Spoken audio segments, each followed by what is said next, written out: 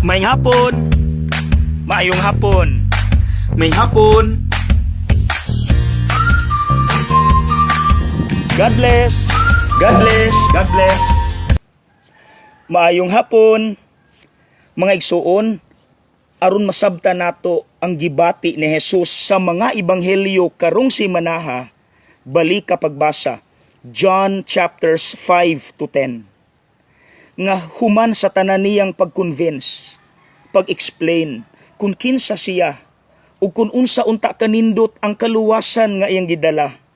Sus daghan gihapog wala mo tuo. Pagkasakit. Mao di ay nga diri sa ebanghelyo karon giingon mibalik siya sa suba sa Jordan kung asa siya gibunyagan ni Juan. What do you think was the reason nganong mubalik pa siya didto? Kahinumdum mo, didto niya nakuha ang assurance sa iyang amahan. Ikaw ang pinangga kong anak. So posible human niyag ampo didto, pagkataod-taod nakaingon siya, wala ko mag-inusara, the Father is with me. Padayon.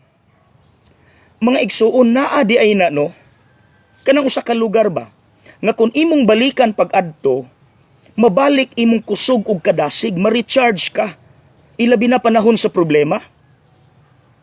Kahinumdum kus kanta, kanlungan, tahanan ng ating tula at pangarap, doon tayo nagsimula. Mga igsuon, ikaw kaha, naapog kay kanlungan, asa ang imong kanlungan. Kanang lugar nga kung imong balikan pag-adto or imo lang hinumduman, mabalik imong kusog og kadasig. Ato kang awaton si Kristo no, nga kanang panahon sa kaluya, mubalik ta sa atong kanlungan. Doon tayo nagsimula, mangarap at tumula. Asa kaha imong kanlungan, mga igsuon. God bless.